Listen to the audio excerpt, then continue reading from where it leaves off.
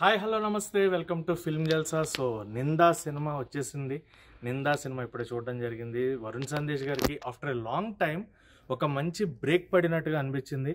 ఆయన జోనర్ కాకపోయినా ఇప్పటిదాకా ఆయన చేయని ఒక డిఫరెంట్ జోనర్లో, ఒక థ్రిల్లింగ్ జోనర్లో ఆయన ఏమాత్రం క్యారెక్టర్ని తేడా చేసినా అది కామెడీ ఫన్నీ వేలో వెళ్ళిపోతుంది. బట్ ఎక్కడా కూడా అలాంటివి జరగకుండా సీరియస్ ఇంటెన్స్ రోల్లో చాలా మంచి క్యారెక్టర్ చేశారు. అండ్ ఆయన ఇన్వెస్టిగేషన్ టీం కాకపోయినా ఒక కేసుని సాల్వ్ చేయడానికి ఆయన పడిన తాపత్రయం, నింద పడకుండా అంటే నిజాయితీ మంచి మనిషికి శిక్ష పడకూడదు అనే ఒక కాన్సెప్ట్ తోటి రాజేష్ జగన్నాథన్ గారు తీసుకున్న కాన్సెప్ట్ కానీ స్టోరీ అండ్ శాంతు గారు ఇచ్చిన మ్యూజిక్ చాలా చాలా బాగున్నాయి. Music is the plus of the movie. And ఇంకొక క్యారెక్టర్స్ మనం మాట్లాడుకుంటే ఇందులో కొన్ని క్యారెక్టర్స్ని స్పెషల్గా మనం మెన్షన్ చేయాలి. ఇందులో ఫస్ట్ మనం యానీ గారి క్యారెక్టర్ని మెన్షన్ చేయాలి. యానీ గారు ఒక సినిమా సెలెక్ట్ చేసుకున్నారంటే ఖచ్చితంగా ఒక మంచి స్క్రిప్ట్, ఒక మంచి రోల్ ఆమెకు ఉంటేనే సెలెక్ట్ చేసుకుంటారు. సో యానీ గారి క్యారెక్టరైజేషన్ చాలా బాగుంది. అండ్ హీరోయిన్గా శ్రేయారాణి ఫస్ట్ మూవీ అయినా కూడా చాలా మంచి రోల్లో అంటే తన వరకు తన పాత్ర పరిధి మేరకు చాలా బాగా నటించారు. అండ్ మెయిన్గా మనం ఇంకొక క్యారెక్టర్ చంటి అనే క్యారెక్టర్ ఉంటుంది సినిమాలో, అరుణ్ దలై గారు యాక్ట్ చేశారనమాట చంటి క్యారెక్టర్లో.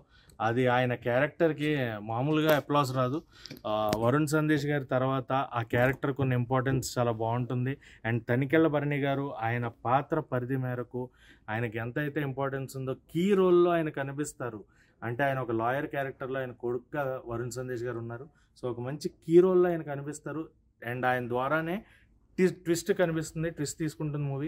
అండ్ క్లైమాక్స్లో వచ్చే ట్విస్ట్గా అయితే ఖచ్చితంగా మీ అందరికీ బుర్ర పాడైపోతుంది అనమాట. సో అలాంటి సినిమా మన ముందుకు వచ్చింది నిందా. ఈ వీక్ ఈ ఫ్రైడే వచ్చిన సినిమాల్లో నిందా అయితే నేను చూడటం జరిగింది. సో నిందాకైతే మంచి అప్లాజ్ అనేది పబ్లిక్ నుంచి కూడా వస్తుంది.